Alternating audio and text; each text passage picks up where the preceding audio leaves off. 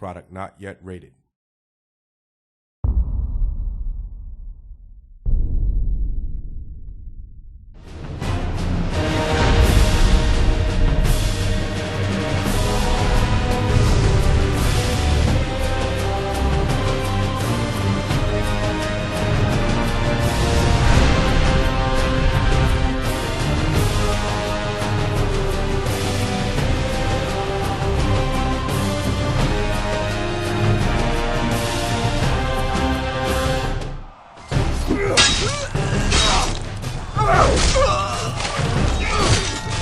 Hey there, I'm Dan Toofs, a designer from the Creative Assembly, and I'm going to be taking you through a video preview of the Britannia campaign, one of the 4 brand new campaigns in Medieval 2 Total War Kingdoms.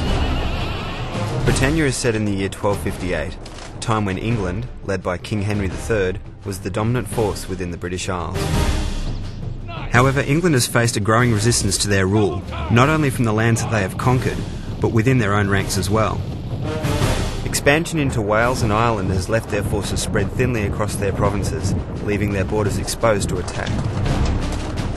The Welsh, inspired by their self-appointed King Llewellyn, waste no time in rising against the English. Llewellyn's ability to unite his people and quickly create vast armies of infantry and archers is key to the success of their rebellion. The Irish chieftains, meanwhile, have thrown their support behind one man, fellow chieftain Brian O'Connor, the recently appointed King of Ireland, as they attempt to drive the English back and reclaim their lands. England's reputation with the Scots is salved by royal marriage.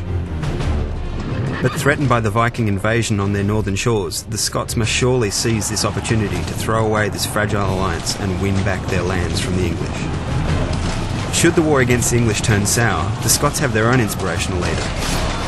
William Wallace emerges with hordes of Highland warriors to repel the threat and take command of the Scottish forces. Meanwhile, the Viking invasion continues in earnest. Led early on by the King's son, this culminates in the arrival of King Håkonsson himself, accompanied by his mighty royal fleet. The destination of these Norwegian invasion fleets will be a major factor in the outcome of the Britannia campaign. England has more than just these rival nations to worry about. Dissent within their lands is rife. They are threatened by full-scale rebellion on their hands, as the English barons unite to turn on the king.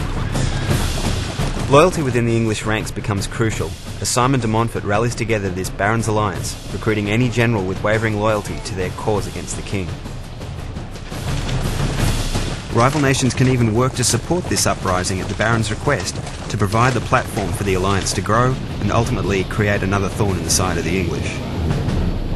Whichever nation you choose to command, the network of forts built around key strategic points throughout the British Isles will be crucial to your military success. Seize a fort in an enemy region and the effects of your presence can be devastating to your enemy's prosperity.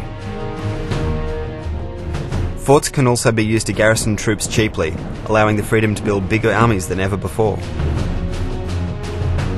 You can then take these armies into battle where they can command reinforcement armies for the first time. Will you steer the English through this turbulent period of rebellion and unrest to expand their superiority over Britain? Take command of one of the conquered nations and rise up against the dominant force of the English. Or perhaps you'll take control of the invading forces of Norway and sweep all Britannia aside under the wave of your Viking hordes. There are no empty rebel regions to act as a buffer between the rival nations.